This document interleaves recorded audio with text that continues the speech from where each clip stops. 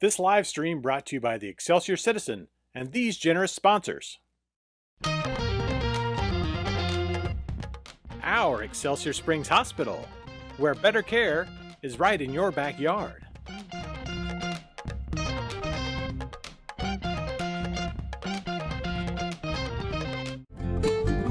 The Simmons Sales Team, your hometown realtors.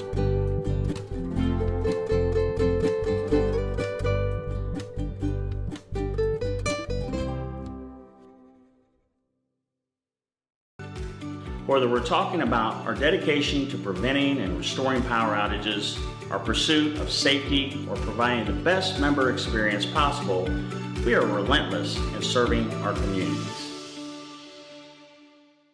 Find out how you can advertise with Excelsior Springs' #1 community resource. Visit ExcelsiorCitizen.com today.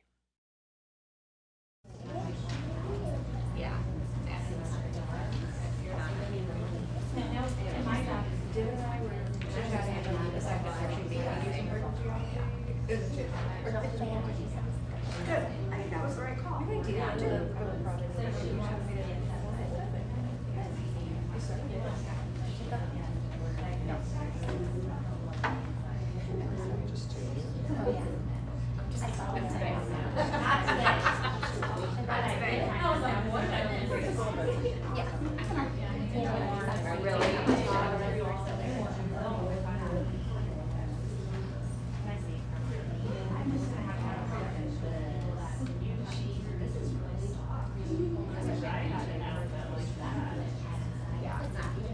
Word for word. She looks just like you.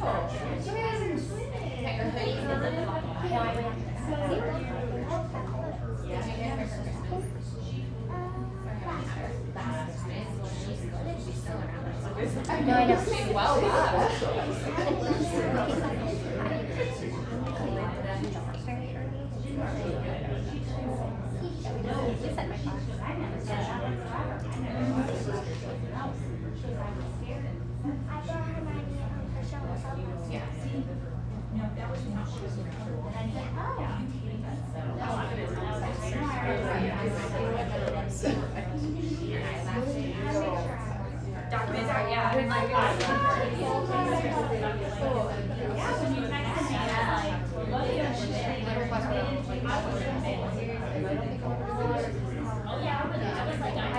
I gotta go do it, but this is probably looking at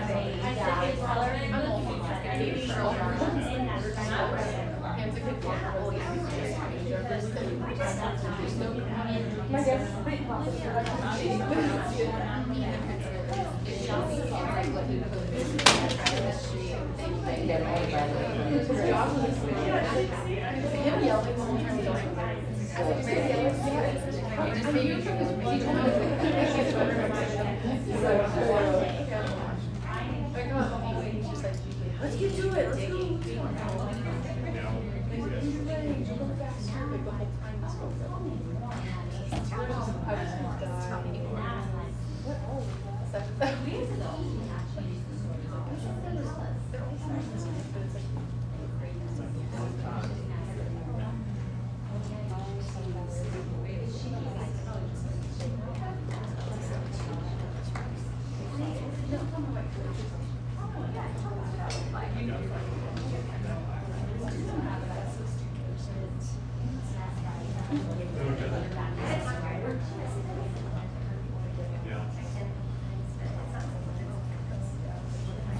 They must really be contemplating a contract. They're like having to keep voting and keep voting.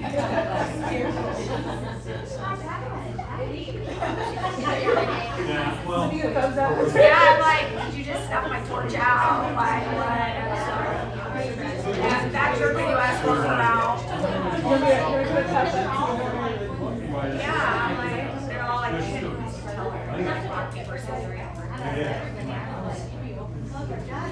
well, I don't.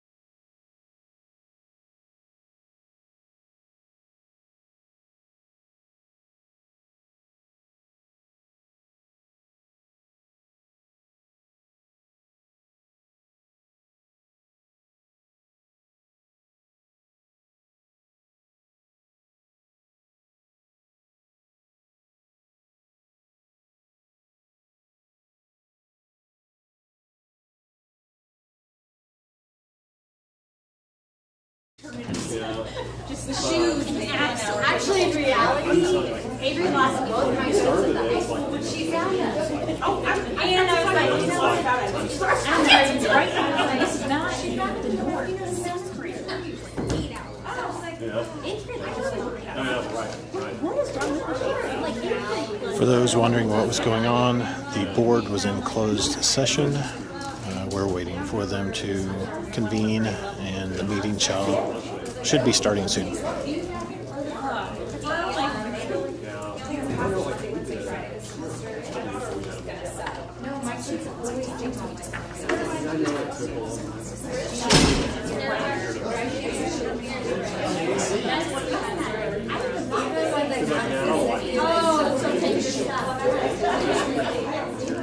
Never.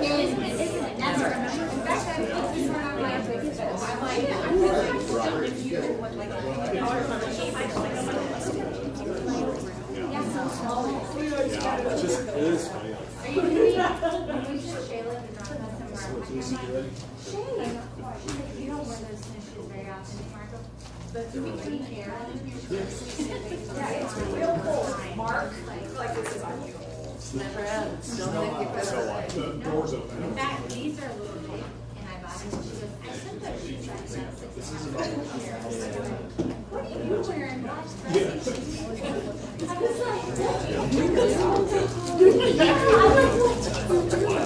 you wear a sweatpants 9% of the time.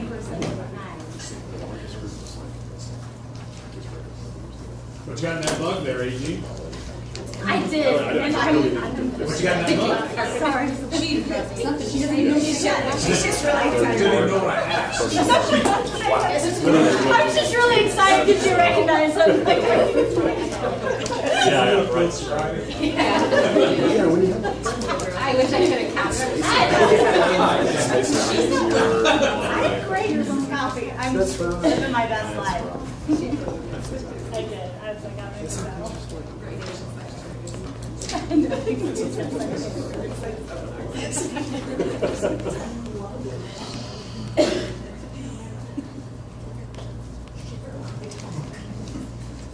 Okay, we're ready now. Sorry for the delay. At this time, I'll call the meeting to order. You'll join me for the Pledge of Allegiance. I pledge allegiance to the flag of the United States of America and to the republic for which it stands, one nation, under God, indivisible, with liberty and justice for all. Thank you. This time, I entertain a motion to adopt the consent agenda.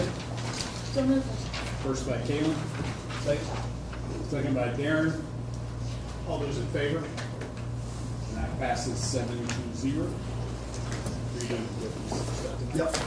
Next up is our Classified Employee of the Month recognition, Dr. Bullion. Thank you. If it pleases the board, I'd like to share the Classified Employee of the Month was Miss Deanne Baird for her work and all the planning and preparation for the strategic planning process.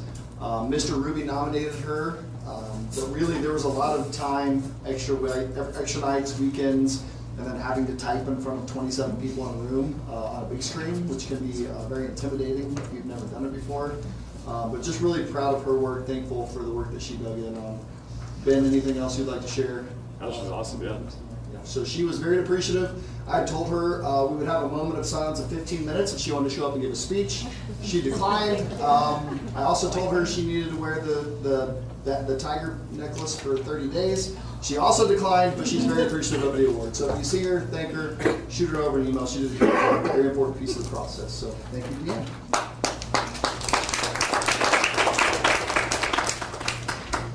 All right, next up is the MSBA Delia report. Darren. We got fun video. Not fun, but we got a video. The January edition of the Missouri School Boards Association's Board Report. We start the new year with a look at what to expect during the 2026 legislative session. As always, education will be a topic of discussion throughout the session. MSBA Executive Director Melissa Randall and Senior Director of Advocacy Caitlin Whaley got together recently to recap the end of 2025 and provide a 2026 legislative preview. Melissa and Caitlin recorded the first episode of MSBA's new podcast, Always Board. During the episode, they covered a wide variety of topics, but zeroed in on the education topics that could come up during this legislative session. Well, let's talk about what are those topics. Education obviously is one of them. What are some of the topics within education you think will bubble up? And what are the other big things that are going to drive the General Assembly this session? Yeah, so I think it's going to be kind of some of the main topics that we've been talking about year after year. I think we're going to see open enrollment is going to be a huge topic this year.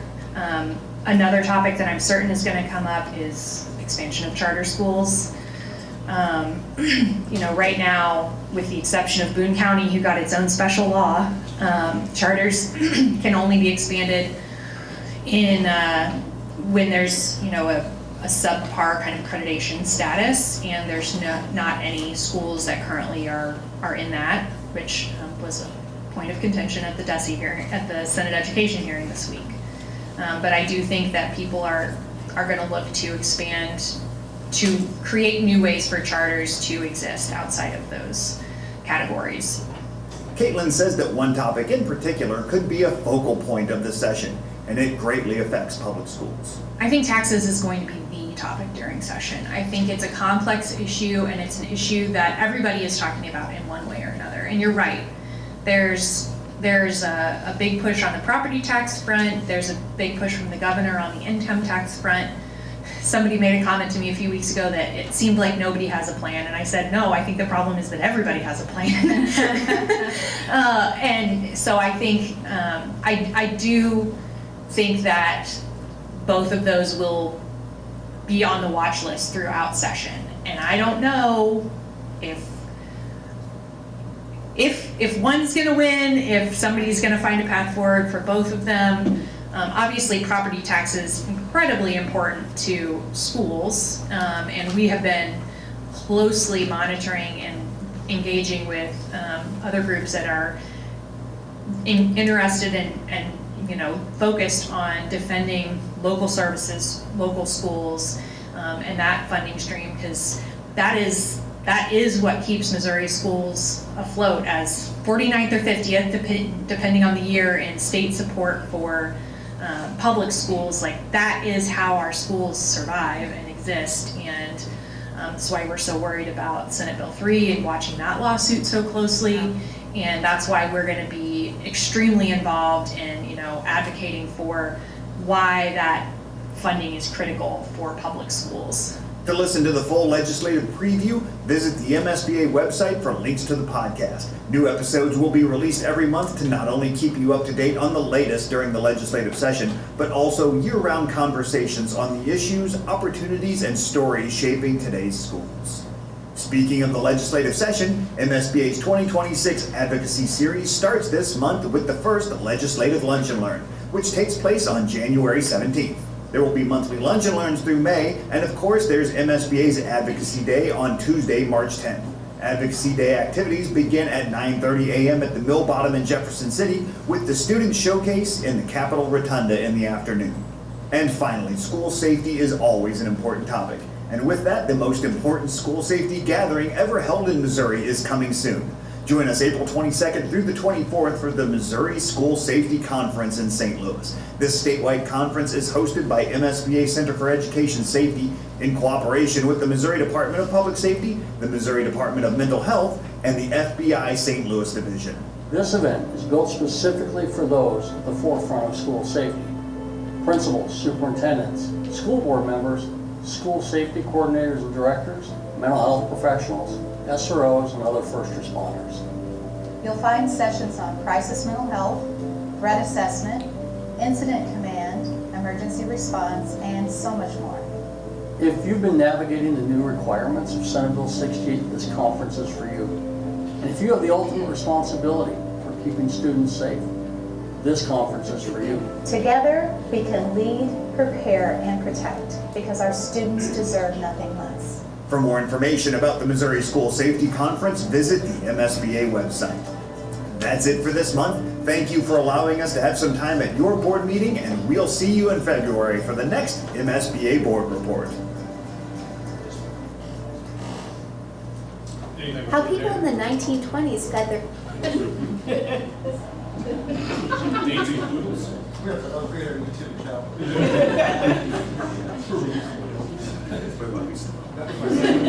Yeah, was that your next step? Next piece.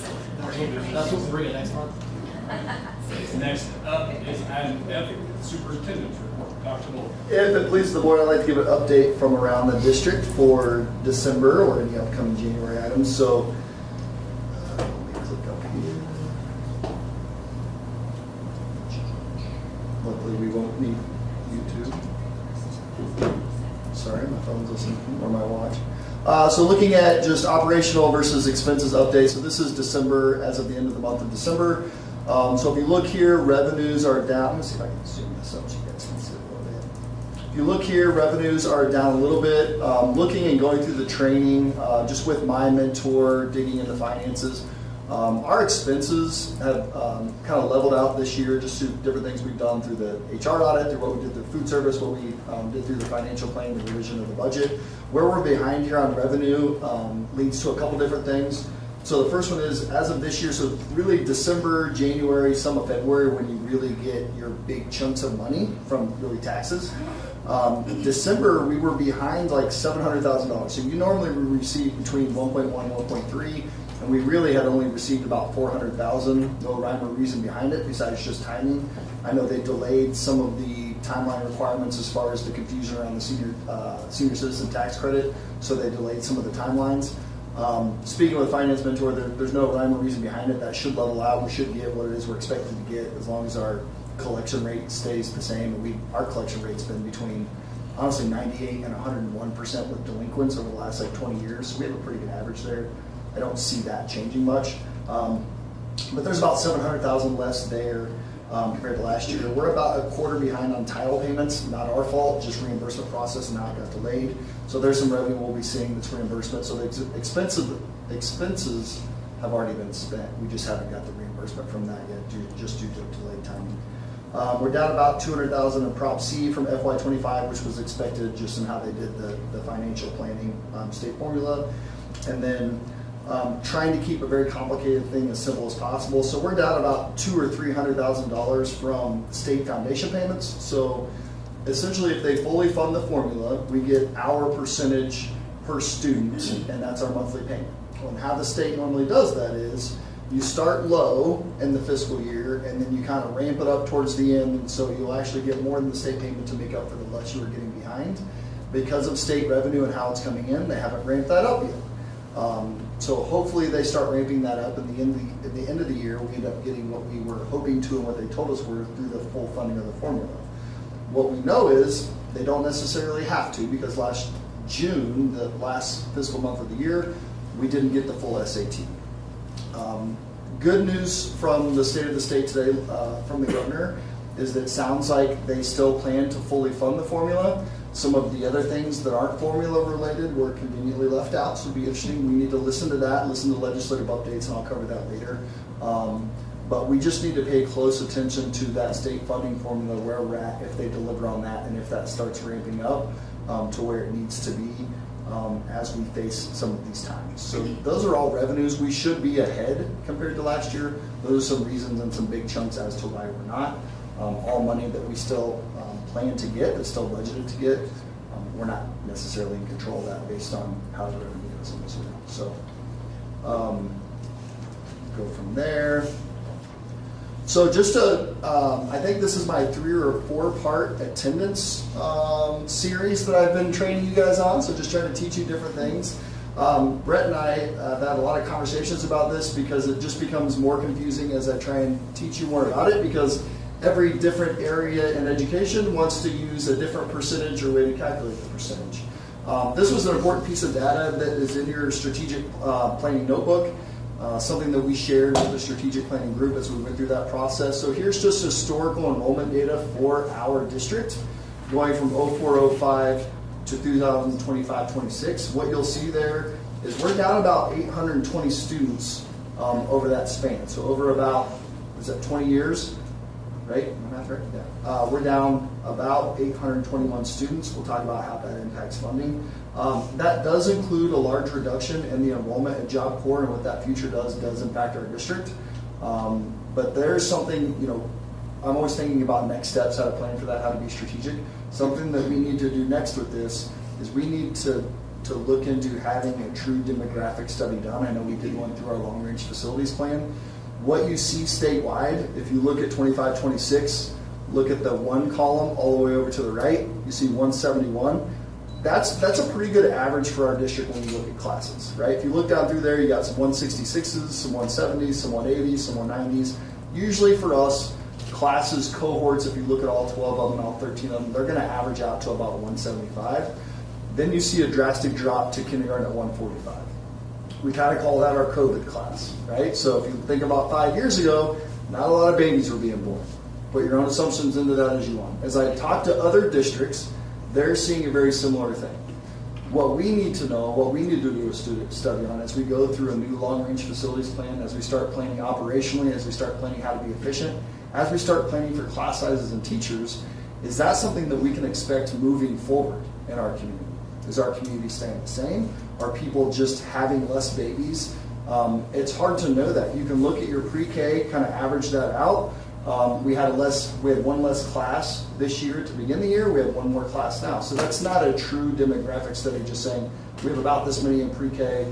We think we can transition that out. We're going to have to look at having a true demographic study happen so we can do a true long-range facilities plan and really look at how to best and most efficiently utilize our facilities that we have. I know through a lot of my conversations through financial planning, had a long-range financial planning webinar today with Linda Quinley, our friend, our MSBA, who's very, she's very good at the finance in the state. Districts in the next several years, 3 to 5 years, in a different space than we've ever been, especially post-COVID. We're going to have to really look at things more like a corporation than we had before, as far as trying to be more efficient while also balancing what's best for our students and for our staff. How do we squeeze every dollar to do what we can, what's best for students and for staff, knowing that the optimistic projection I heard today is that revenue will remain stagnant. So if you look at local, what they're trying to do with legislation, you look at state, what they're trying to do with the state funding formula or with other money that may or may not be happening, and for federal, they said the optimistic look is that revenues are going to stay stagnant. What I can tell you from my own home bills and bills I see for the school district is our expenses will not stay stagnant, right? So health insurance, had a conversation with one of you, and I don't remember who, the property insurance for the district, that went up 20% district or statewide last year. I think we were up 7 to 11% this year. Inflation is hitting everyone. Utilities is up this year. I can't remember what Ameren quoted us, but so we're really going to have to look at doing an efficiency study and doing what is best for our kids, what's best for our staff, what's best for our community, to really be transparent and plan and have a long-range plan, both financially and with our facilities, to try and do everything what's best for our student, staff, and community. So that's just something to plan on. My point here is this plays an important role in that, right? So as we scroll down here, so these are two of the ways, and so really what I'm going to talk about is enrollment. Membership is one way to look at attendance. Average daily attendance is a look at another way. DESE 90/90 is a way to look at it, and your APR 85%. So you have 4 ways that we look at enrollment and attendance. So enrollment and membership is the amount of students that enroll in your school district. We have a fairly transient community, so we have students that not only move between schools, we have students that move between communities, between us, Oric, Richmond, Polo, Hardin Central, some of those communities. We have a transient population. So if you look at here, sorry, I'll scroll up here. If you look at here, when Mr. Ruby ran this data for strategic planning, we were at 2463. That's really pre-years. We haven't got a lot of transfers yet. Now we're really looking at about 2368. Right? So that's just in the course of a semester of kind of how your enrollment moves.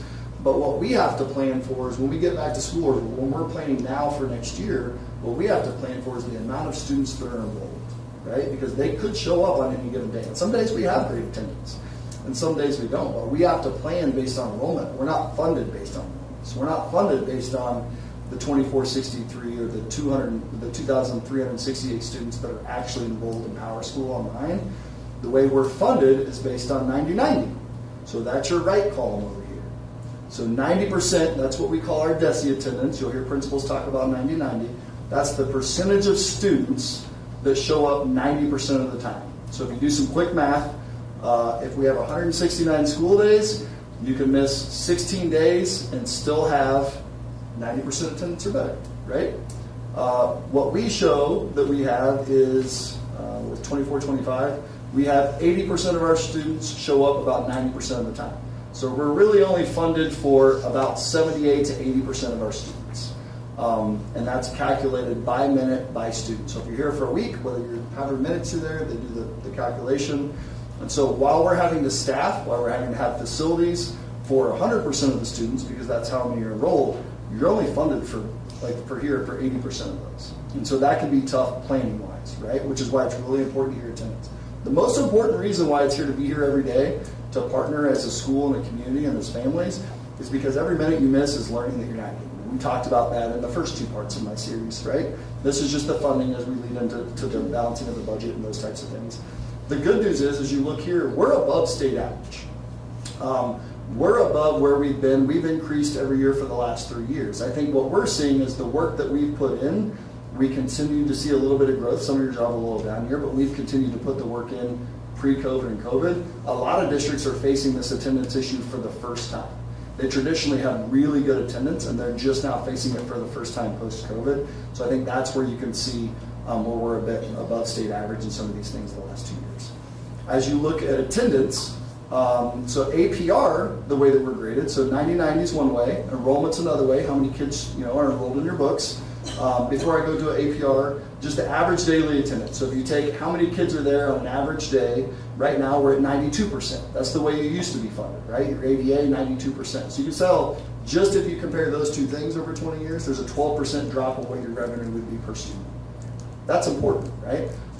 That's why it's important to track the changes that are happening in the state funding formula. You heard the governor talk about that. If you listened to that speech today like I did, but you've heard about it in the past, you've heard about it in the future. So the state funding task force, the modernization of that, they're looking at different ways how you can combine both membership and attendance. Right now, we're at a 90-10, so we're funded 90% based on your attendance, the 90-90, and 10% on enrollment. So they're trying to even that out over the course of 5 years. Unfortunately, they're in the process of changing that, and it will probably look considerably different. Maybe better, maybe worse. By the year 2027, I think, is when he wants to have the new modernization. So that's 88, average daily attendance on an average day. It's how many kids are here.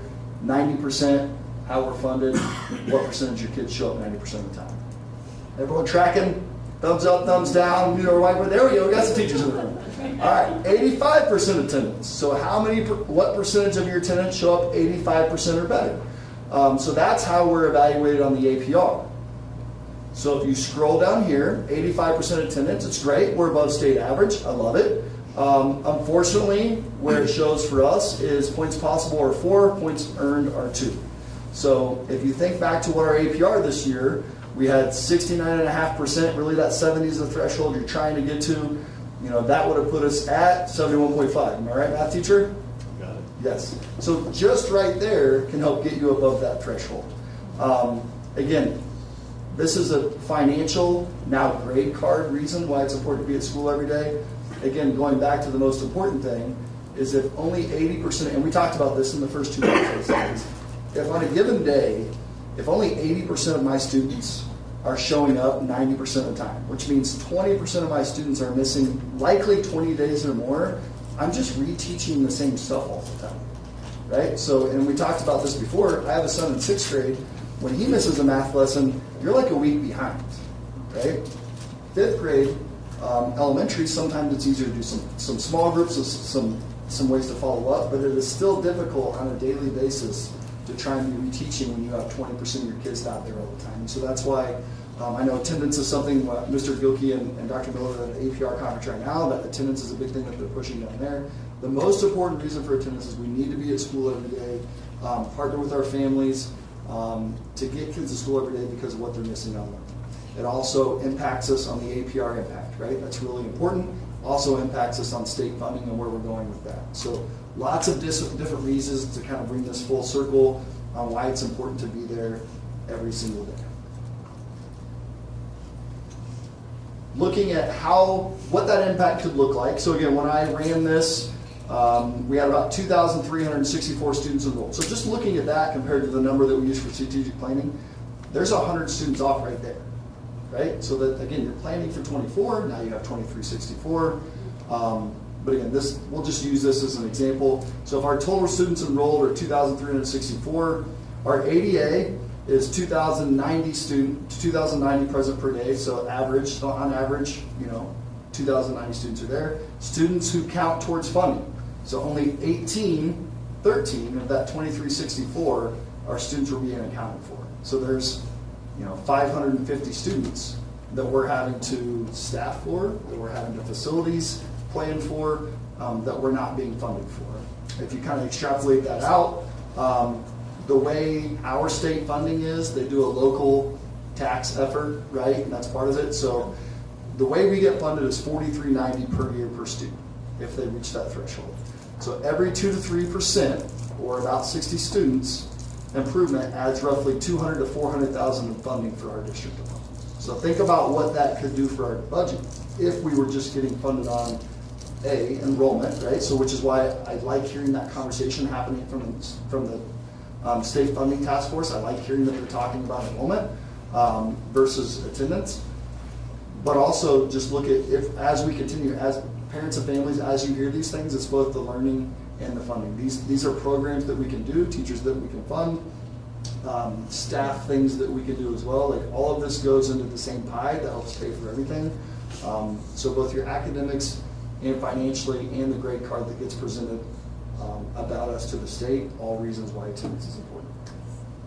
So I got really deep there. The end of the series, obviously happy to help with any follow-up questions. Before I move on, is there any questions, maybe a lot, about attendance that I can help with?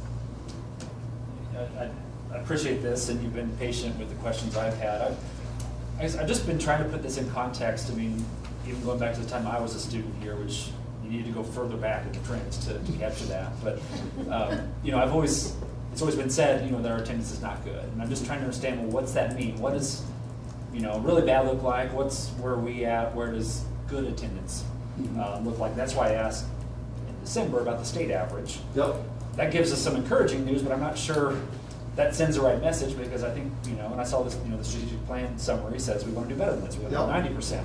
Yep. I don't want to spoil that. I'll wait for Appreciate that that to come. But, so I was trying to look at what are districts around us like, just to give context again. Yep. And there's limited value in comparing to other districts because we're ourselves and we want to be the best version of ourselves. But I looked at the districts that touch us and the districts that are in the conference we're moving to, because we said they're more like us as far as when we made that move.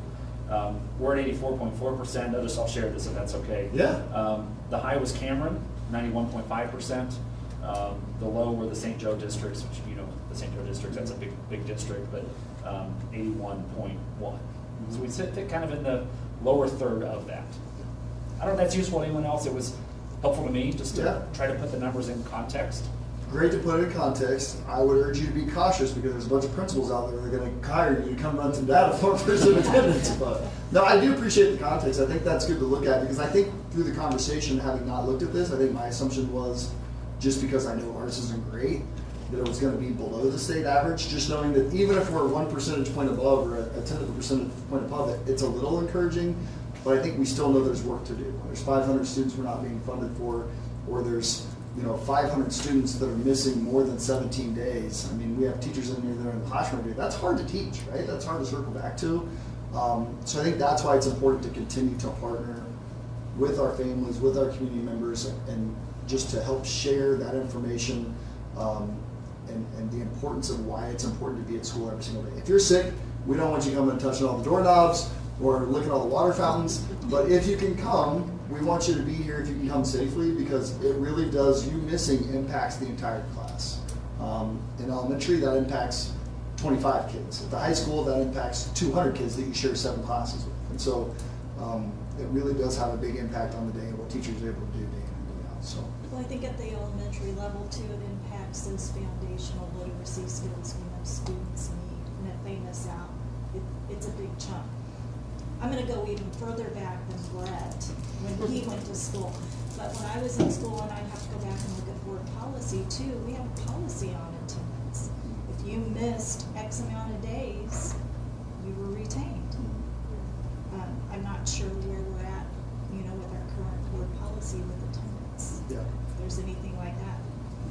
Yeah, something to consider. I think what we know that learning is the most important thing. The funding is secondary or tertiary to that, right? So I think that those are things, and attendance kind of falls under Mr. Gilkey's purview, and it's something that he's looking at. He can continue to share updates on this as we go, but it's something that we need to continue to do because it impacts our entire community. It impacts how we're reflected both in the APR, how we're reflected when people are trying to come here. Do they want to come to a community where 80% of the kids are what's there every single day, or 20%, it's just norm to miss more than 17 days. So I think overall it's important for all those reasons, and to look at, is retention it? Is it mandatory summer school? Is it detention? Is it tutoring? All those things. At the end of the day, although we're held accountable to it, I can't go to a house and drag a kid out of the house.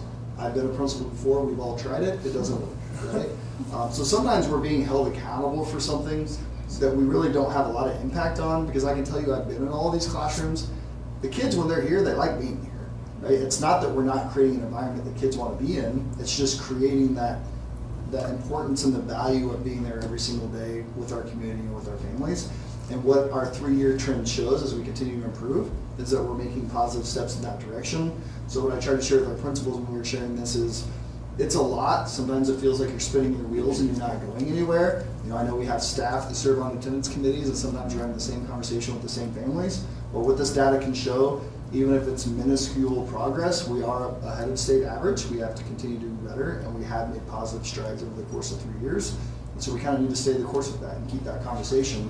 And even if the state funding task force says we're going to fund you on enrollment, it doesn't reduce the importance of us having 20% more of our kids here every day if we're trying to improve learning. So thank you for that work. I appreciate that. No problem. This might be something you want to delegate to Mr. Gilkey since he's not here, but it's a good suggestion. I understand you may not have this information on hand, so I'm trying to preface with this. Do we know how we're trending this year, or will we know how we're trending this year? I mean, I know we saw modest improvement from like 23-24 to 24-25.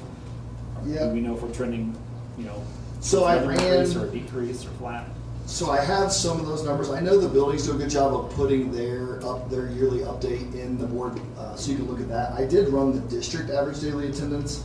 Right now we're at 92% on that. Again, that's the ADA, so historically that's about the same. So it's not anything we're going to be funded on or graded on or any of those things. I haven't run those numbers yet. The state did just come out with a new report, so they're getting feedback.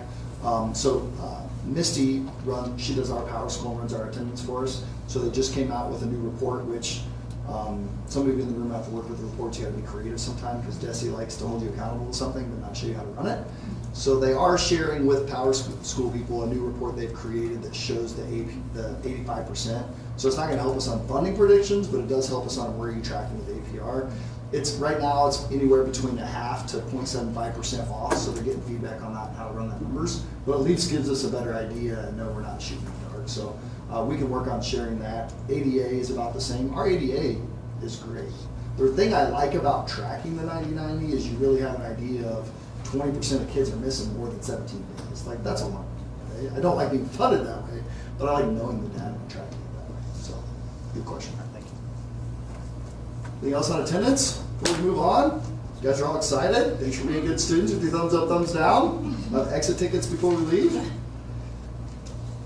So, legislative updates. So lots of stuff here. They actually covered it really well in the MSBA update. I would encourage you, I'll ask Lisa if we could share that back out with the board members later on, just so they can have that and recap it. There's lots of things coming on. If you listen to the governor's state of the state today, so he wants to cut the state budget by about $600 million, right? We're a piece of that pie. We're a big piece of that pie. So how does that impact us? It was encouraging to hear that he wants to fully fund the formula, but there are other things that help fund us schools that have a large impact on districts like us that aren't in the foundation formula. Just one example would be transportation. It's something pre-COVID that wasn't necessarily fully funded. Since COVID, it has been. For us, that's about $1.1 million. I think we had this conversation last year about transportation. So that's a conversation throughout the legislative cycle every time. Are you going to fully fund transportation, not fully fund transportation? And by fully fund, I really mean they only fund part of it, but it's what they say they're going to fund.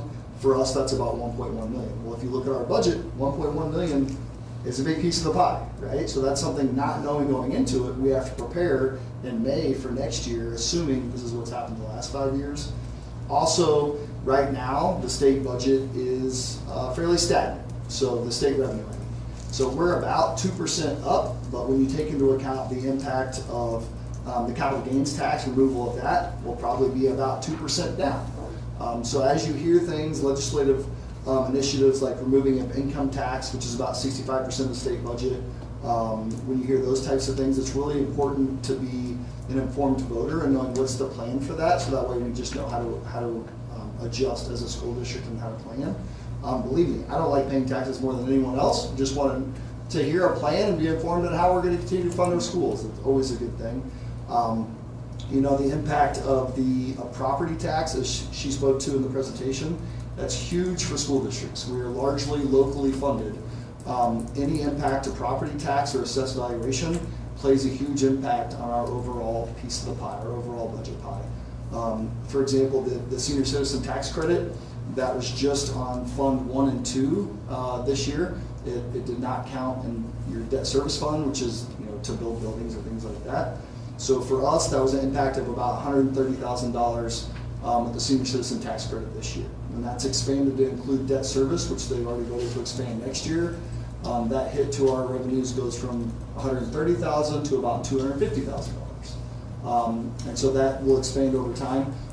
You know, our senior citizens, we value them. We want them to have as much money as they can. We know that they're on a fixed income. For us, it's just planning how do we then replace that revenue or supplant that revenue with other things, or plan to have that much less revenue. So it's really things to listen to. As you hear less state revenue, listen for the plan. Ask those questions as a community to how we can continue to replenish those things in other ways, whether it's through the sales tax that's been presented. But it's going to be important that we know where we're going as a state with that revenue, because we're a big piece of that pie. And then just a legislative pre-filing update. So as of January, there were over 1,500 pieces of legislation, with 241 of those being education-specific related bills. So there's going to be lots of conversation this year. Education-related bills do not include the income tax or property tax bills that you're hearing. Those are just things that will hit us in other ways. So it's important to listen to those. The governor spoke about open enrollment. That's going to impact us, right? How that impacts us, or a bunch of kids from another district going to want to come here, or some of ours want to go somewhere else. It's a very slippery slope with that. How to plan for that can be difficult. So just things we want to listen to, things I'll share with you as a board, things we'll share as a community, but just things we want to be aware of as we move forward. So I apologize for a long superintendent's report, but I thought it was important stuff there. The last thing I just had was strategic planning update, and Mr. Ruby and I we'll talk about that when we present in a minute, but just to thank all these people that participated in that and all the people that will participate in the next step of that moving forward. So that's all I have, Mr. President, for a superintendent report. Any questions for Dr. Bowman? All right. Discussion items. First up is the high school data report. Dr. Hartman. Follow that, Dr. Rodman. Good luck. All right. Well, this let me. I think it should. Okay.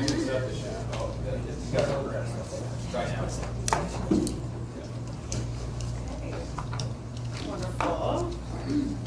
Can you guys hear me okay? Good evening. Thank you guys for the opportunity this evening. So let me share with you some of the incredible things that we currently have going on at the high school. We have a lot to celebrate so far this year.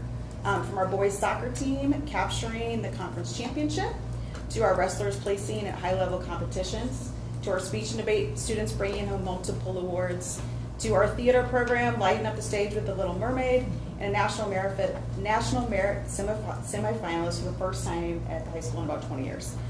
These accomplishments are just a few examples of how our Tigers are excelling.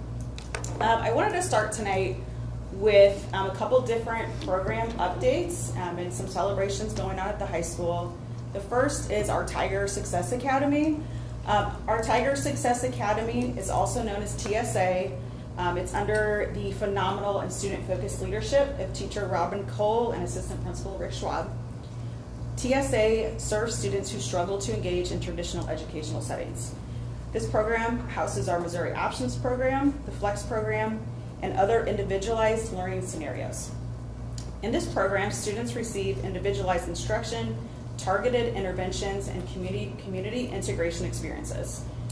Some first semester statistics for this program, looking at our students who are currently in this program compared to where they were at last year, we have seen a 225% improvement in credit obtainment.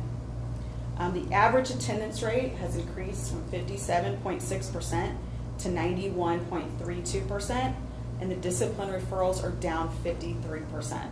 Pretty exciting.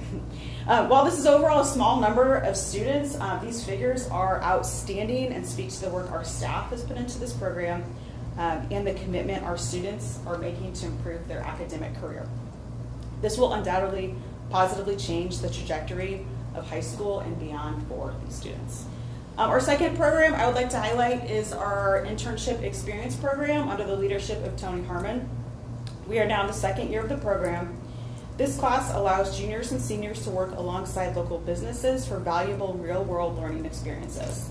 Tony has done incredible work to connect students with 10 local businesses from everything from local realtors, gyms, heating and cooling, and our middle school and early childhood buildings.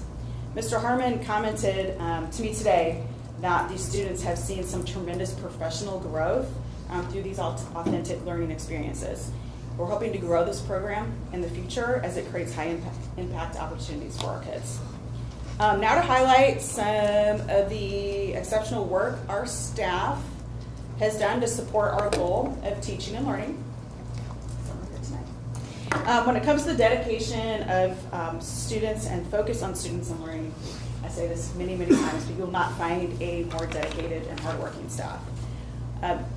Last semester, and kind of starting off this semester, our instructional coach, Dr. Manning, and our administrative team have been working alongside our teachers during the PLC process.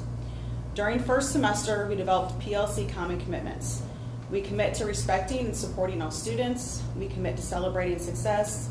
We commit to seeking, sharing, and implementing best practices, and we commit to open communication and collaboration. During our first semester work, we worked on unwrapping learning targets, identifying essential questions for upcoming units, and checking for standards alignment with current assessments. One focus we'll continue to practice is responsiveness to student learning. One of the biggest challenges as a teacher in a classroom of 30 kids, you could have 30 kids in different places academically. Dr. Miller has graciously given us access to tools to help with this responsiveness and individualizing instruction to better meet the needs of our students. Our EOC classes now have access to the IXL program, which will help with small group instruction and meeting individual student needs. Algebra 1 has the STAR assessment program, which provides diagnostic information to help fill in academic gaps. Already looking at our latest Algebra 1 data from December, from STAR, we're already seeing growth from last year, which again speaks to the hard work of our teachers and students. Our professional development for the rest of the semester will focus on assessments and how to analyze assessment data and how to be responsive to student learning. As we move towards assessment time, we are encouraging our staff to celebrate student growth in their classrooms. Additionally, we are implementing a principal's advisory team this semester to visit directly with our students and see how they would be encouraged and supported to do their best as we move towards assessment season. Parents and guardians, as we move closer to assessment season, we ask for your partnership to help us encourage our students to do their absolute best.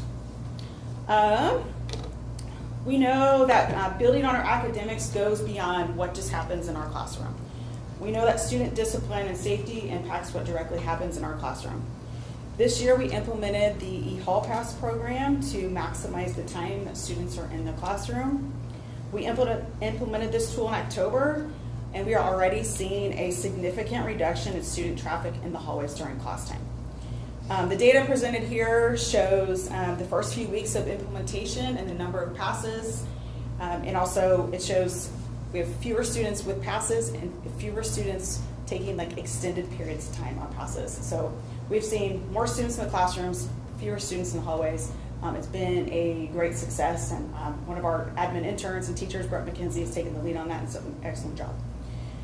At ESHS, we know that a strong culture and climate is essential, and that is really the foundation of achievement. When there's investment in strong culture, academic outcomes will follow.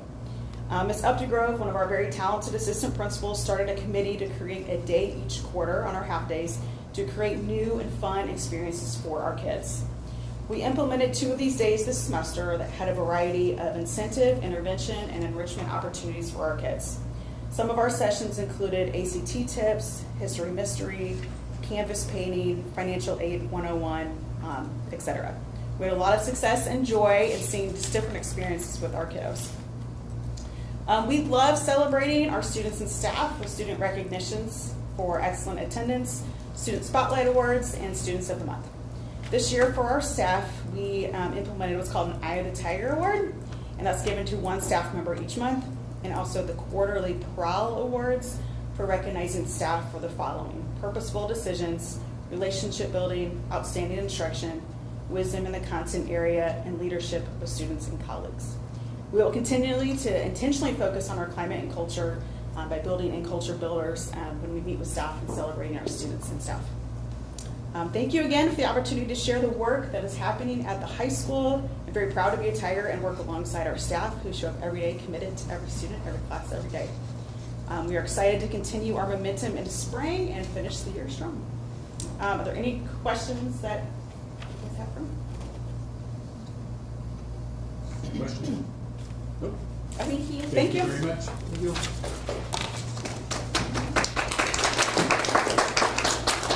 Really fast. Next up, Dr. Ebert with special education update. Okay.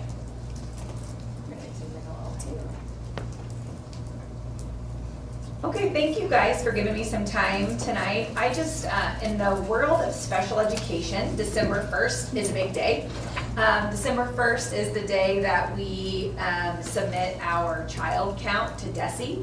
And what that means is that is how basically a lot of things happen, but that is how our funding for the following school year is decided upon. So that December 1st deadline is a pretty big deal. So for this year, on our December 1st count, we had 380 students with an active IEP, and that's about 13.75% of our population. And you'll see like the state average for 24-25 is 13.92%. So I kind of wanted to break that down a little bit for you guys to show you the trajectory over like the last 5 years. And so we have our IEP numbers there. Early childhood count is separate than your kindergartner through 21-year-olds. So the state breaks it out separately, and so I like to break that out for you that way as well. And then that last row is our percentage, but with also the state average. There's no state average out yet for 25-26 because we all just turned in our December 1st child counts. But really, one of the big things that I want to draw your attention to is, and it's why it's there in blue, our early childhood count is way up, right? So, last year we had 21 kids at this time with an IEP in our early childhood center, and this year we have 33. You don't think like 12 students doesn't seem to be a big deal, but going from 21 to 33 is a huge deal in one building. When you look at our kindergarten through 21, we're up, 24 students, but when you have 24 students, you're up across 5 buildings, you don't feel the impact of that quite so large. And our early childhood center is definitely feeling the impact. And I think there's many reasons for this increase, and I think it's really important to kind of think about and understand that. We have a very strong Parents as Teachers program and partnership with First Steps, and so we are getting a lot of Missouri First Step referrals of those kiddos the second they turn 3. We have a referral for them to enter our early childhood center. And that's great, like we want that because the whole idea is the earlier we can get them in our buildings and get them the services they need, the better we can prepare students. So, but because of that, you know, when you get a referral from First Steps, that student, you take them right then, right? So even if you're quote unquote full, we have to find ways to service our students with special education needs, even if that means they're 3 years old. And so, again, that partnership is great, and that early identification is wonderful, but that's been a huge influx in our early childhood center. And when we look at the changes year to year in terms of our IEPs, it's not really that we have a whole lot more students that are SLD or specific learning disability.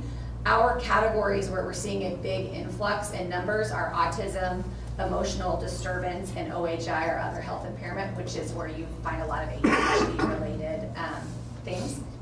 So those types of disability criteria require a lot of additional supports a lot of times. It's not just a student who requires 20 to 30 extra minutes of reading instruction or fluency work. It is big, intensive behavior needs that sometimes require the use of outside providers to come in and to do what's called an FBA or a functional behavior analysis to create and write and implement behavior plans. And so I just really kind of want you to be aware of, it's not just the numbers, it's sometimes the number of minutes and services that accompany those different students, that it's just, well, those are all things that we're really looking at, okay?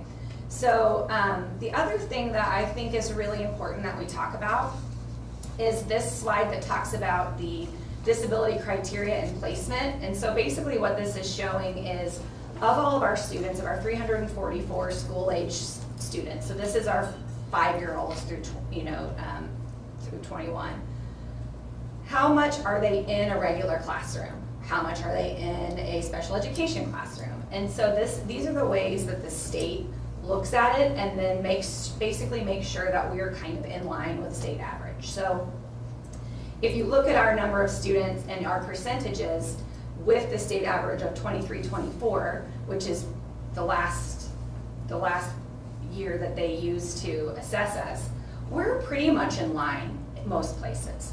The places where we are not in line with the state are those that I have with an asterisk, which are basically the students who we have to send outside of our district, right? So our district, last year we had 26 separate placements. So that means 26 students who are Excelsior Springs students. We have said we can't provide FAPE. We can't provide adequate education here in our district in order to meet their level of need. So then we look at placing them in appropriate places that can fill their need. And I'm gonna break that down here in just a minute. And this happens a lot of times in districts that are really small. These separate facility numbers are way up because districts that are small don't typically have the availability to offer a lot of in-district programming. You know, they don't have full autism programs. They don't have school psychologists. They don't have all those things on staff because they just can't support it financially. And so you have to look at outside placing students because it is our responsibility to give a student exactly what they need, even if we say we acknowledge that we can't do it here in district. So I kind of wanted you to see that private separate day facility is where most of our students who have behavior challenges go. So those are places like the Rainbow Center, Cornerstones of Care, Summit Behavior. But we do have a few students who go to public separate day facilities, and what that means is like Missouri School for the Severely Disabled. So a public is basically ran and funded by DESE, but those are going away. So those are closing. We've had 3 more that have closed just in the last year, and honestly, by 26, 27, we don't think that there will be any Missouri School for the Severely Disabled. We're the only state that still has those schools. Every other state has gone to, you service students in your district or you pay an outside facility in order to do that. So those are our numbers of kiddos that are not in our district currently. We've talked before about the reasons why sometimes we do send students out outside of our district, and so basically this is just a little bit more information on that. Sometimes students need really severe behavioral training that we're just not able to give them in a regular classroom. Even with a one-on-one para, which everyone says, oh, just give a para to them. When you look at the continuum of least restrictive environment, putting an adult with a kid is actually the most restrictive thing you can do for their education, because think about how any child behaves differently if there's an adult with them at all times than they would in just a regular setting. So that was one of the big learning curves I had when I started. I'm like, let's just get all these paras. Well, that's actually more restrictive than even pulling a student out of a classroom sometimes. So sometimes we have students who are so medically fragile that they have severe medical needs that we cannot service. Those are 3 students who are in our ESSD school, so our Missouri Schools for the Severely Disabled, all are extreme medical cases that it's just we don't have the expertise on hand to be able to service them safely.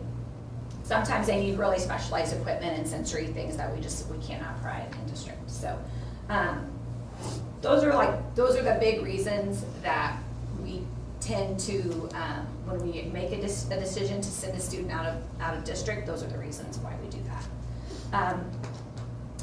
When we do that, it comes with a hefty price tag.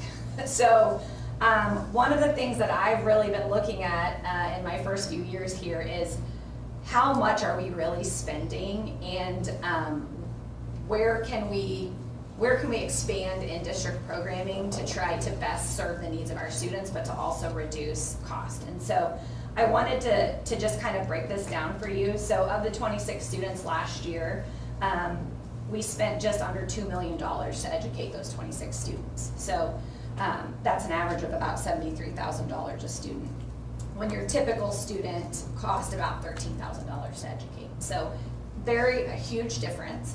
And a lot of times it's absolutely necessary. But we do get a large chunk of that back, so I think it's important to understand that we get about 50% of that back in our high need fund reimbursement. But that's still, even though we got $950,000, that's still $1 million. That's a lot of money. So, and every time that we make the decision to send a student out of our district, they're not with their grade level peers. They're not with their students here in their community. And so that is a decision that we do not make lightly. It takes a lot to get to that point, but if there are ways and there are things that we can do here in this district to try to keep students here, that is something that I'm really, really focused on trying to figure out. So when you look at this, I also wanted to show you just the 5-year trend of how much we're spending on, we call them Res 2. So Resident 2 just means they reside here, but they go somewhere else. We haven't increased the number of students that we're sending out. Between the last 5 years, there's maybe a 2 to 3 student influx from year to year sometimes. But the cost associated with sending students has just gone crazy. Transportation costs are insane. All of these private facilities, their tuition rates are so high because they can be. Most of the places have giant wait lists. Like when we have a student when we were trying to place, sometimes they're on a wait list for 3 to 6 months, and they'll be on wait lists for several places, just because there's not very many of them, and the demand for these services has just gone crazy. Our geography is also not great.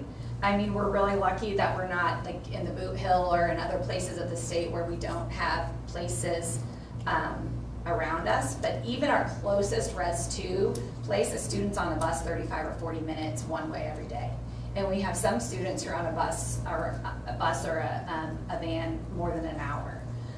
So again, we don't make any of those decisions lightly, but it's a complex issue when you're talking about, how can you best serve a student, but also how can we make decisions that are also fiscally responsible for the district. So why I'm telling you all of this is that we are really investigating and looking at how can we continue to expand in district programming to try to best serve some of our needs. It's not in this presentation, but we are really looking at our early childhood center students this year who will be going to kindergarten next year, and we know that we have 5 to 6 who are going to require very extensive needs. So, we have some autism needs we have some nonverbal students. So in the traditional setting that we have right now, those would be students that we probably cannot service appropriately here in district. So, but if we look at expanding and creating another space to try to best serve our kiddos, if we could keep those students in district, like that to me is a really big win, that we can start their education here and not have to look for an outside placement to best serve those needs. So I don't want to steal Dr. Harris's thunder, but I think next month she's going to talk to you a little bit about our Ohana program and the amazing successes that we've had out there. And so just the amazing work that's being done in our district right now with our functional, our life skills classes and our Ohana program, I know that we can continue to develop good programming. We're currently working with Desi, our compliance consultant. Bailey Tennyson is just awesome, and she's like our little bestie. She helps us all the time. But there's a new consultant there that we've been working with that used to work at Summit or work at Sherwood Autism Center. And so she's been really helping me talk about when we're going to expand programming, what's the best way to do it? And is it an autism 1 and autism 2 space? Is it behavior focused? Is it need based? And so we're going to do a lot of work. Dr. Harrison, Dr. Comstock, and our process coordinators have really been talking about really what's our next step to try to get that ball rolling for next year. So yeah, I'm really excited to see. We have amazing staff, but with the challenges that continue to come with some of the behavior needs, that I just think we're going to have to be creative and open to, how can we provide more in district for our kids? So, entertain any questions you have for me. So this is something we're thinking ahead to next year. Correct. Especially since we have the 5 to 6 students. Yeah. We already know would need to go outside. Yeah, I mean, it would be super great too if we could look at some of our students who are already outside place, bringing back into District 2. That's always the goal. When a student is outside place, the goal is never that they go and they spend the rest of their educational career somewhere else. The goal is they go and they work on, really specific behavior goals that allow them to then transition back. And so when we transition a student back, a lot of times we transition, it's kind of like a half day. They may spend a few hours at their Res 2 school, but then we bus them and they send, it happens a lot at the middle school level, and they might do 2 to 3 hours a day, maybe electives, or maybe, what is something that they excel in or that they like, and we try to build, and then we build them back. So it's never just a one or the other, when they come back, but if we could create some programming that would better support our needs, it would be nice to not have to send so many students out. Is there a space we have in mind? We do. So Lewis was built with a space just like our functional room at Cornerstone. So that is the space that we are looking at where this program would be placed.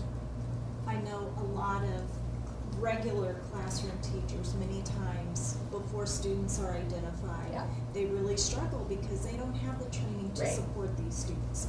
Do we have students that are already certified in these specific areas already in our district that then would be able to support that classroom, or would we have to look at some staffing? So I think a little bit of both. We have some people in district who definitely have some expertise, but we also have partnerships with Summit Behavior is one that we have a really good partnership with, and this year, the last 2 years actually, we have had someone come in and who continues to train our staffs on how to write an FBA, how to do a BIP, and then she comes in and helps, working with specific students, but working through, training our staff through the work that she's doing with our different students.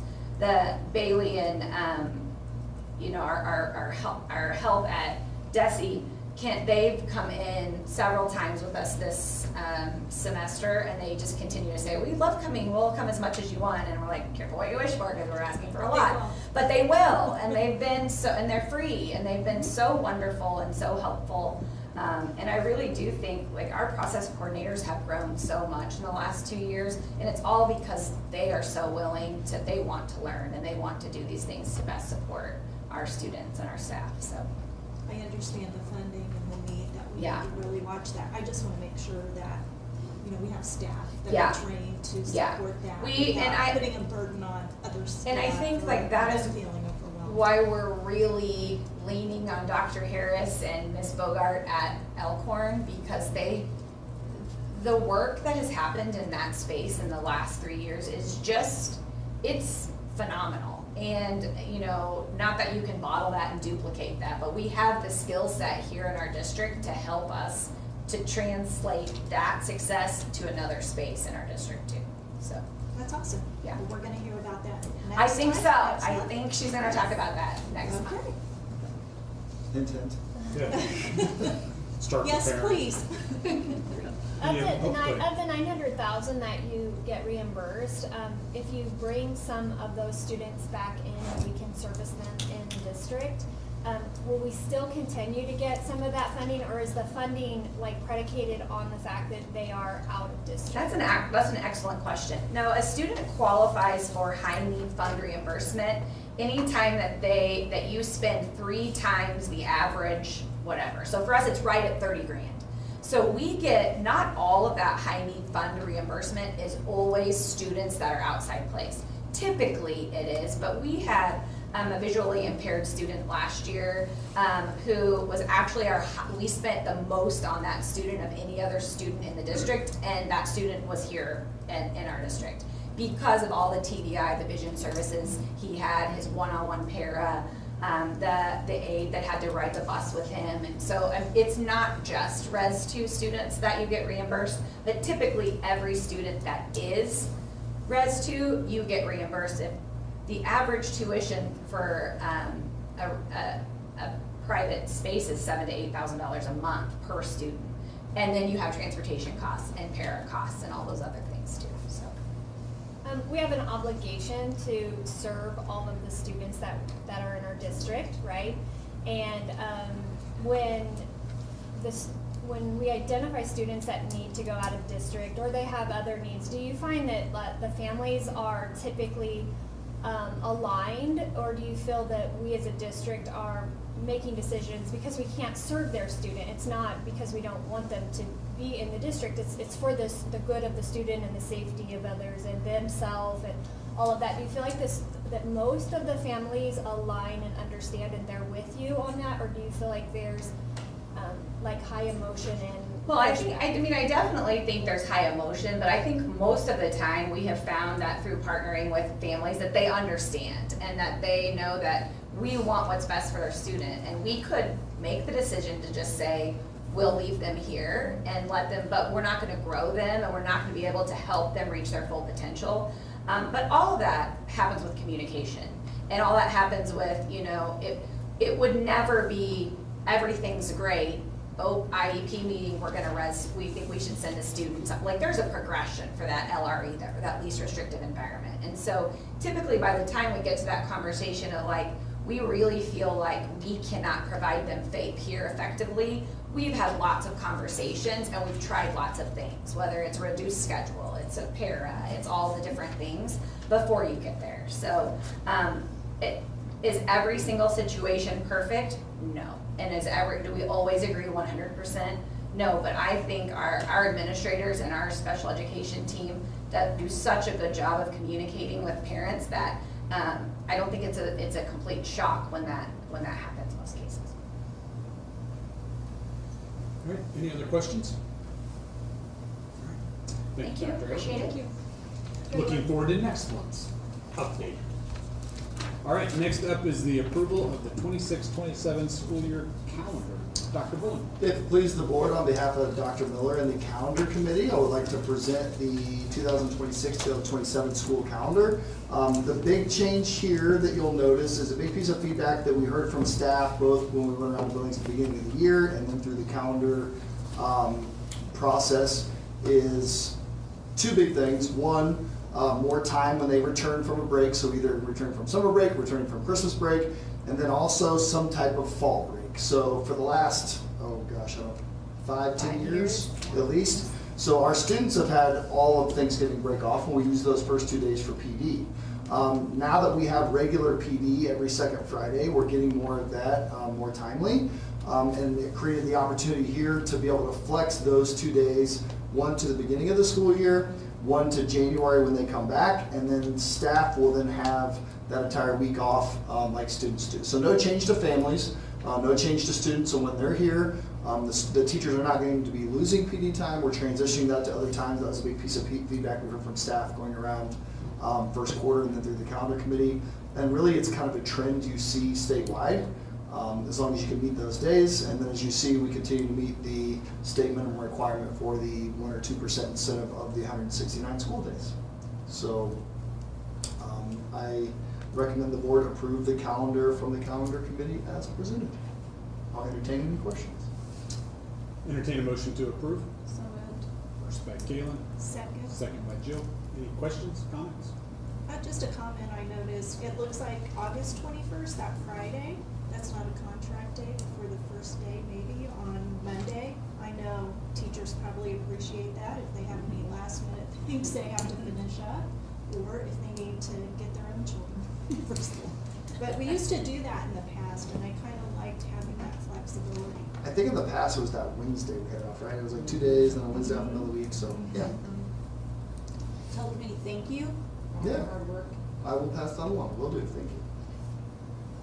Was it last year when this was presented, the state changed something with the school days? Yeah, so Everything that's on the docket right now, is there any conversation at the state level that could potentially change that? well, before the legislators even returned, there was 241 bills, so I have no idea what's going to come. But as of right now, I think that it's still going to be the 169 school days. There's always going to be push against the 4-day. I know Independence took that to a vote and passed it. I know there's some other communities that are investigating that and it did not pass. You have to be a Class A county. There's a lot of stuff going into it. I'm not hearing anything on that from this. What I'm hearing really surrounds a lot about taxes, whether it's income tax, property tax, sales tax, and then you're hearing more and more, like Kansas right now is focused on cell phones. We knocked that out, right? You got that done last year. For this year, and then you're hearing a little bit about screen time. So what the management on that would be, how they oversee that, I have no idea.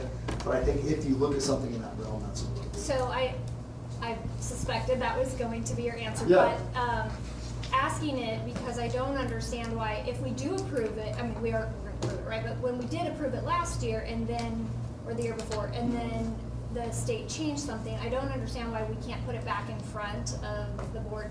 Like, what is the process for that, for why we can't go back and like reapprove it if changes come, if it negatively impacts funding, which it did that year? Mm-hmm. Yeah, we can do that. So I think what you're referring to is when we were at 162 days and the state jumped the requirement to 169. Yes. There were most of the school districts that fell in that realm like us did the same thing and delayed that a year just because the impact of trying to add 7 school days and rushing into that. Because the easiest way to do it is to add 7 contract days, but at that time planning for the budget and preparing, it's hard to just add 7 days to a contract or tell people you're going to work 7 more days but not pay you anymore. So I think that's why a lot of districts approached that the way we did and gave more time to create a creative solution like we did here, where we were able to flex those half days. I think that's why us as a district and many of the other districts did that year. If something were to come out saying you got to start a week earlier, you have to do that, and there's a state mandate, we could always bring that back. There's a calendar that has to be approved and submitted to the state, I think just by August 1st, I think is the deadline. We try and get it out to our families and our staff so they can plan, and so that way the work days are also in the contracts with which they're going to agree to in April March or April, so, yeah. I appreciate that you sought feedback on this. I mean, understand it's been months ago, right? You were just talking to the staff. I'm just wondering, maybe this is a small thing, nothing that can be avoided. Like, we always seem to start not on a Monday. Yeah. That might make for a tough first week, but I guess we'll have to deal with that. But what kind of community feedback have we heard on the monthly half days? I know that can, I'm fortunate to have a flexible enough work schedule, but that can be an inconvenience for childcare and things like that. What did we hear, if anything? I haven't heard negative feedback on it. There may be some times that families are negatively impacted. I think a lot of them planned ahead of time on it. I personally haven't heard a lot of impact. I don't know if the calendar committee specifically heard about it. I know my kids specifically enjoyed, especially the one that's in elementary school, really enjoys the science focus of that day and some of the fun stuff they're doing. That was super fun to watch. You guys should really go visit on a science day. And I know my 6th grader was very upset that he missed it by a year because he wanted to go do the science focused stuff. So I think it was a really creative way to try and get to the 169. I haven't heard a lot of negative feedback on it. I think what we're trying to do now is adjust, as you'll see, is what are the attendance on those days looking like, trying to make it exciting while also meeting some curricular needs, and then making sure that doesn't flow over to, oh, we got a half day Friday, let's take Monday. So again, going back to that attendance conversation, making sure we follow up on the importance of that. And sometimes when you make that half day more fun, they want to be there, so it encourages them to be there. And it's not something necessarily that our communities, like we used to have every Wednesday was an hour off. I think that was probably more convenient than a half Friday. I know just as a staff, and then you get there, you get going, kids are waiting a half hour after school. So the comments I've heard have been positive, and usually if there's a lot of negative, they're happy to email me or call me. Just as far as the counting of teacher days versus school days, like on those half days, are those counted, maybe for lack of a better way to say this, as both, because we're counting whole days? So it's 169 school days, 174 teacher days. I was just trying to understand this. I didn't notice this until now. There's 4 in-service days before school starts, right? And then 2, if I'm reading correctly, so it's hard to find the right month on this, in January, 2 before, as we return from winter break. Yep. Am I understanding something? Because that's 6 difference, right? Is that just a typo, or am I confused? Which day? So sorry, I was counting 4 in-service days before school and then 2 before the second semester starts, right, before winter break. So you had 6 additional days to one. I was thinking 169 plus 6, right, being 175. Is it the teacher in service? You're talking about that, and then the no school right before. Because there's 2 in-services, correct me if I'm wrong, on the 4th and 5th of January. Yep. Yeah. And then there's 4 in-service days on August 17th through the 20th, which means 6, right? Is there one other teacher day here, I guess, is what I'm trying to understand. Yeah, is it the teacher day 175 that we're asking? Thank you. Oh yeah, we'll have to look at that and see, I'm not sure. I wasn't on the calendar committee, so I'll have to look at it and we can rerun the math. There's always something that has to come back for early approval, but it should come back to. Are the contracts for a certain number of days? Yeah, that's why we have to make sure. That's why we have to make sure those teacher days match up. We'll have to look at it and see. But yeah, we can always revisit that. Sorry, I No, just no. noticed that as I was looking here. Yeah. Well, I know that usually we have the committee and then all the secretaries and admin will look at it. There's always something like this with the minutes. Yeah, maybe something we'll have to look at and address.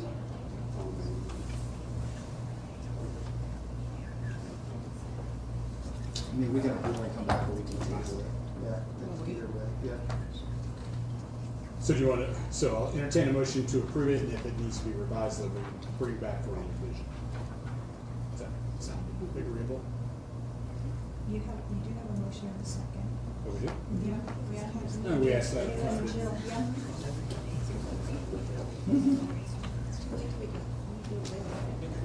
Is it, just from an administrative perspective, is it better to approve it and revise it, or just revise it and then approve it,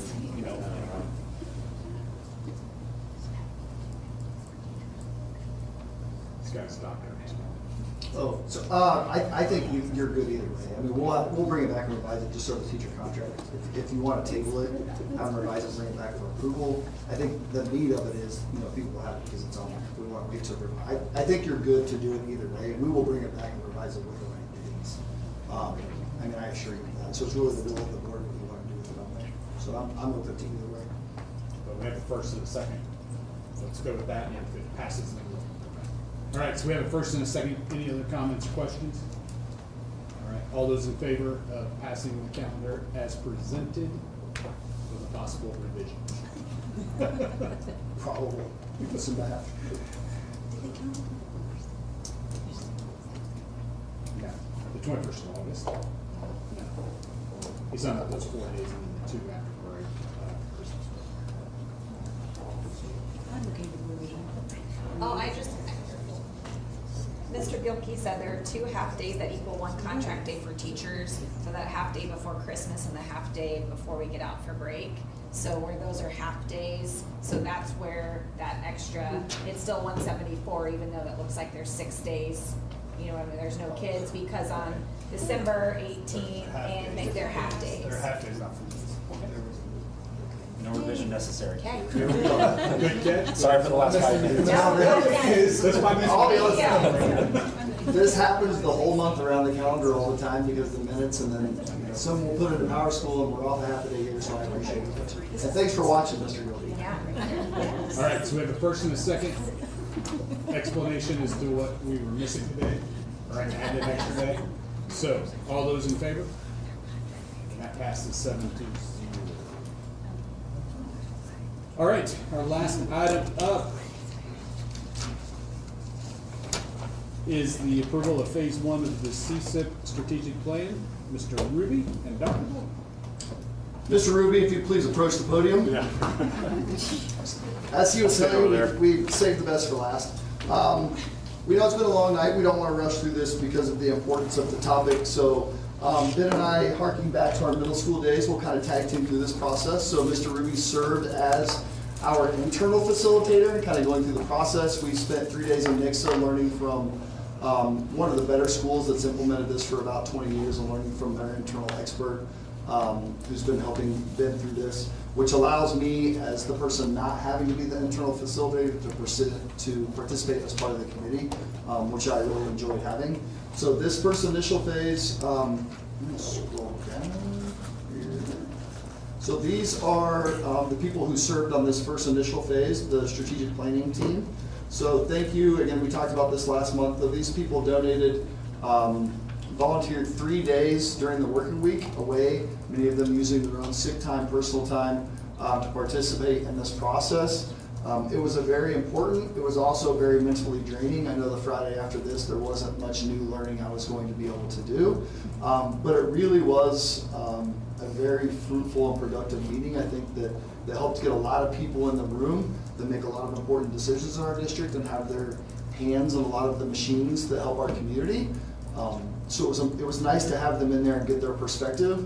And then as we move to the next step, which Mr. Rubio will present, that'll be the opportunity for anyone in the community, staff members, community members, families, and parents, to pick one of the 5 goal areas or objective areas to then be able to present with some of our district co-leads.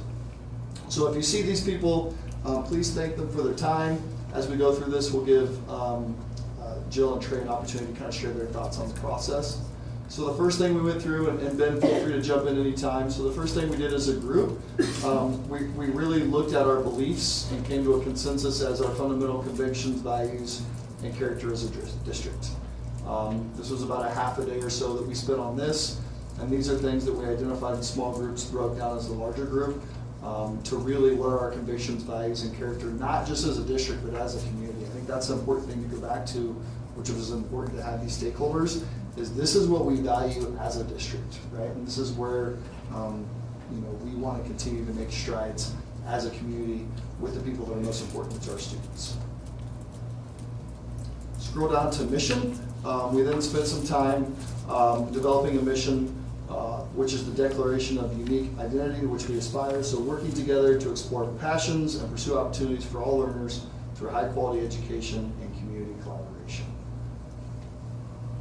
And then our motto, which will stay the same, which is plastered all over all of our new buildings. So it was good that the group really liked this: inspire, empower, and challenge. Really excited to continue that.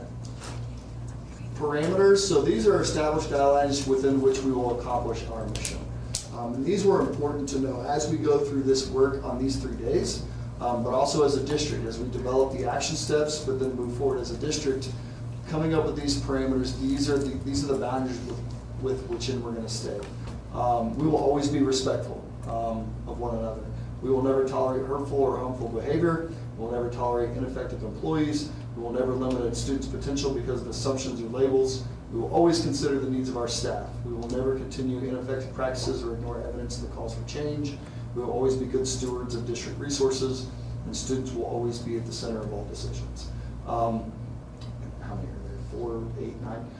This was, I don't know, Ben or anyone that was there, this is one of the things that probably took the longest, because these are our convictions and our guidelines of what's going to drive us and the boundaries we want.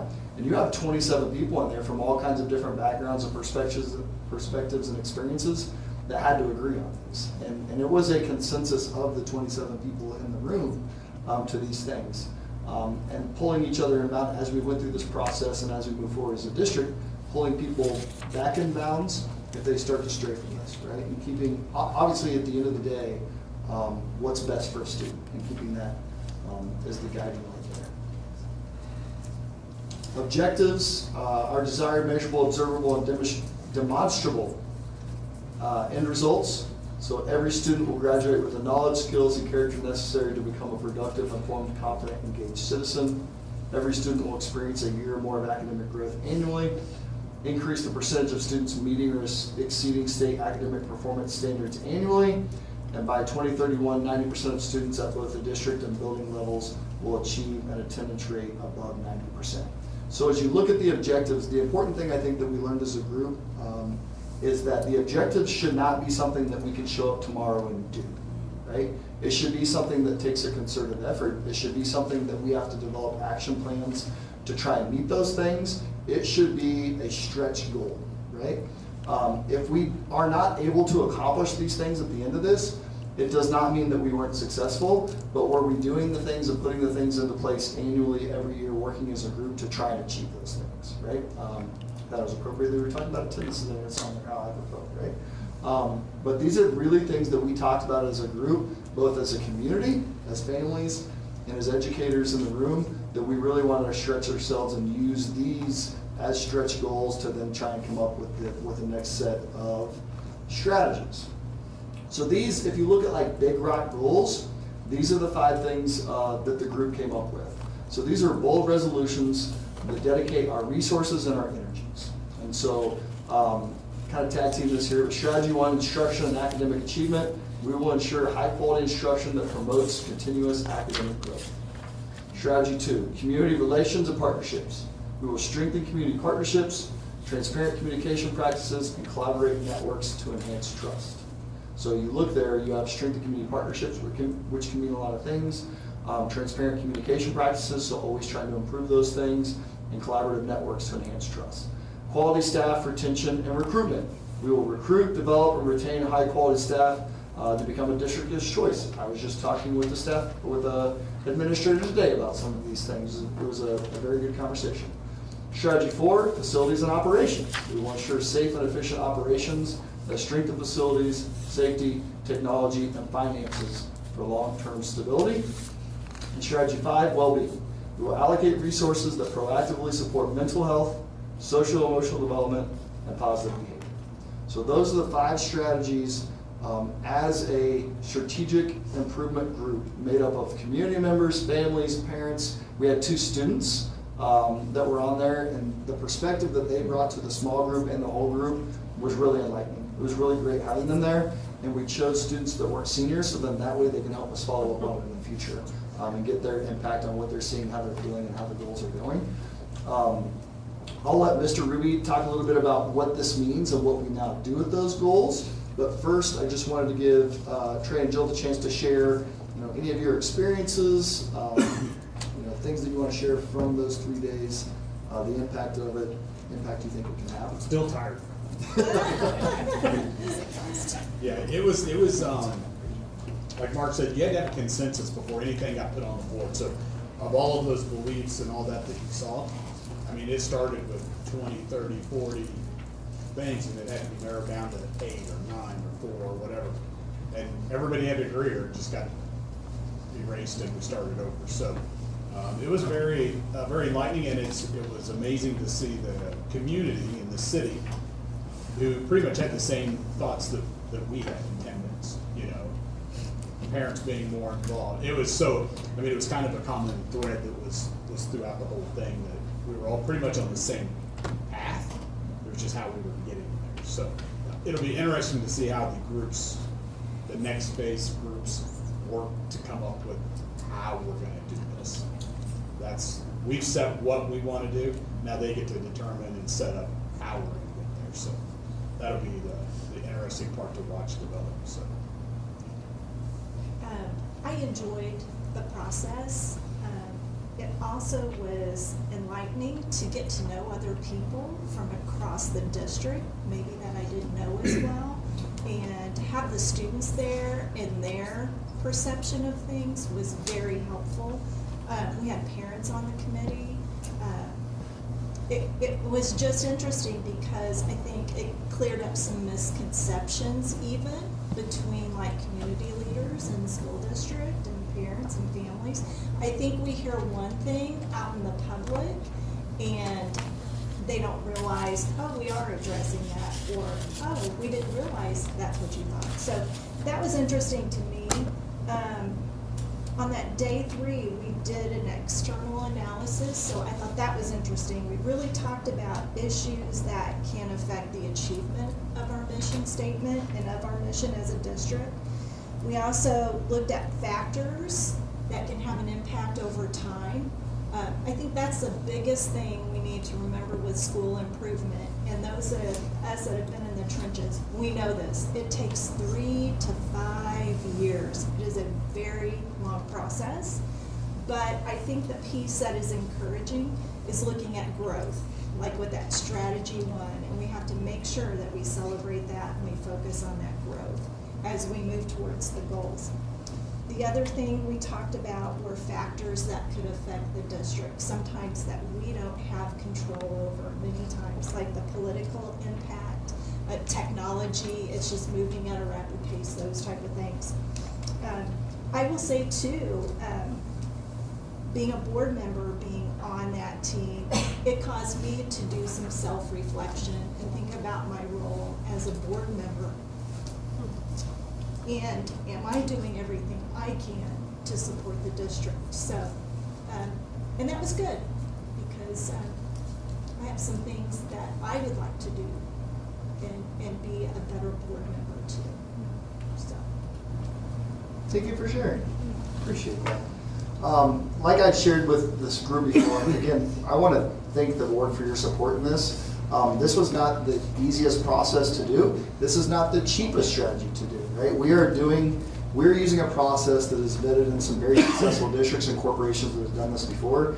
This 3 days is probably a more comprehensive process than we've ever done as a district before, and that was just the first part, right? And many of our lovely, outstanding administrators have graciously volunteered to be co-leads for these strategies moving forward, and they'll be, right? Yeah. They'll be recruiting staff members, families, community members to do that. But the goal is that this is not, again, this is not something that we're putting together, we're putting on the shelf of 5 years, we're not like, did we do it, did we not do it? And so this is something that we really want to vet and put the work into and get impact or get input from our students and families to build those strategies and action steps on how we're going to reach those goals. And hold each other accountable for that. So the things that we come up with on these action steps, we're not going to be able to do all those in 1 year, nor should we try, right? So we'll pick 3 or 4 or 5 things depending on the scope of those things, and we're going to focus on those over the course of 12 months or over the course of 12 to 18 months to see where we get with that, to really show improvement. And through the course of the action planning steps, you'll look at things that, are there things that this can replace? Because we don't just want to add 20 things to what we're all doing, right? There's a little thing that we call strategic retirement to that. So if you're adding something, is there something that can replace or supplant while also still helping us reach our goals, which at the end of the day is creating a positive outcome for students. So with that being said, Mr. Ruby, do you want to talk a little bit about next steps? So I'll just kind of put a bow on what everybody's kind of said too. The one thing I thought I got brought up during, I think it was either a quote or a slide that said, like, strategic planning is not planning for the future, it's creating the future, kind of like what we're going to do. So I thought that was kind of neat. It's like, hey, we're not going to react to what's coming, we're going to plan what's coming. So kind of go through that process again, identified the beliefs, did mission work, set up our parameters, set our kind of our guardrails, and then after this part, as Jill said, we spent a lot of time talking about internal, external. We did internal and external analysis, and then identified critical issues. So we had that big data book that everybody went through, which I think was really good for everyone to see, school people and community people. And to kind of piggyback on what Jill said, it was just awesome to see the conversations happening in the rooms in the different groups, because you had school people, parents, community members, stakeholders, fire, hospital, city. So it was just a good dichotomy of people that really helped shape this. And I mean, there was times of some discourse. So there were some good conversations to be had. And so there was a lot of work that went into this. And then after that, as Mark said, Dr. Bulwer said, we identified the objectives. And then we identified our 5 strategies. So that was that last thing that you saw. So that's kind of where we stopped. So we have our 5 strategies that we've identified, and now that's where now the heavy lifting is really going to start. So with approval, if you guys accept this executive summary, now we can start working on our for the objectives, our action planning. So each of those 5 strategies is going to have a group. So we're going to have co-leads. Administrators and other building leaders are going to help lead those action planning groups for each strategy. So there's 5 of them, so we're going to have 5 groups. We're going to have a big community kickoff at the end of this month. We'll get information out there. And this is open to, as Mark said, to everyone. So there is no cap. No cap, kids will like that. So there are unlimited numbers. So I've already got some emails like, hey, if there's still room, there's no one in, one out, anything like that. It's as many people as we can get on these groups, that'd be great. And you get to pick your own. So if you go, we just click back to that last thing that Mark had, that last page. So if there's something they think they might be interested in one of those 5, tell them that's where they want to go that night. So we'll have a kind of a kickoff meeting, and then they can pick one of the strategies that they feel they could add the most value to. So then in those groups, we'll have a big kickoff, and then they'll break into their the 5 strategies. And then within those groups, they'll kind of set norms, kind of get a layout for what the meetings are going to look like. And then as a group, as a strategy, they're going to decide what those meetings are going to look like. So they'll have the topics that they're going to cover and developing those action plans and strategies to cover them. But how that gets done is up to the individual groups. So talked to a couple different schools about how that went. So some of them said, hey, we had groups that knocked it out in the first month and a half. We had groups that when we gave them the deadline date, they met the last week. So it's just kind of up to the group on how that gets done. But the important part is it'll be very important to have a good mix of people in that room. So we need school personnel, we need community members, we need business leaders, we need students. So if we really want to make this a plan for the entire district and the entire community, we have to have all those voices involved. So yes, it'll take some time, but we're going to get out. We're going to, with approval, get out, start advertising and marketing this. But this will be a much more beneficial process if we get more voices involved. That was kind of the thing for me, just going through the original group, was just to kind of hear all the different perspectives from the different industries and different groups that were involved. So each of the principals then will lead those strategies, and then we've set a deadline kind of last couple weeks of April.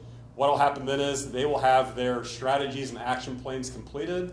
They will then submit it to the strategic planning group, that first group, and they will meet again to go over, and then these people will present their action steps to that group, come to consensus again about, hey, do we like those steps? Do we think those are sufficient and attainable and going to work for the district? And then once that group reaches consensus, then we'll come back to the school board for approval of the plan. I think the plan is to present this. The goal is to have it presented at the May board meeting. So that way we have all summer to start planning and getting everything ready to kick it off for the 26-27 school year. So it'll be a 5-year plan. So, this would run through the end of the 2030-2031 school year. That doesn't sound right to say, but that is in 5 years. So that's the ultimate goal. Any questions on next steps or anything that you need more clarification on?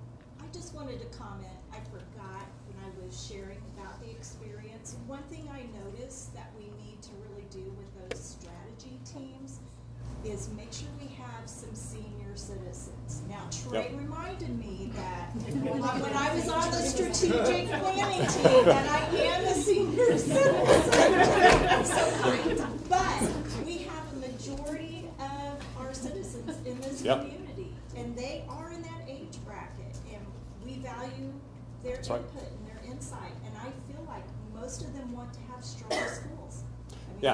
Students are the future. So make sure if you're leading a team, try to reach out to some senior citizens. And I have some in mind. So some of our friends. Mom, Dad. So what have we all heard? What have we all heard from? We want more transparency, from the district, and we want more transparency in how decisions are made. I mean, this is the whole part of that model is like, hey, if you will come be a part of one of these groups, you will get to help decide what we do as a district moving forward. So I think that's why when we talk about, hey, strategic planning, this is why I really like the model, because I think as a district, we owe it to our community to be transparent about decisions that we're making. And I can't think of a way to be more transparent than have the people come into these groups and decide how we're going to proceed as a district. I think you mentioned it, the kickoff for this next.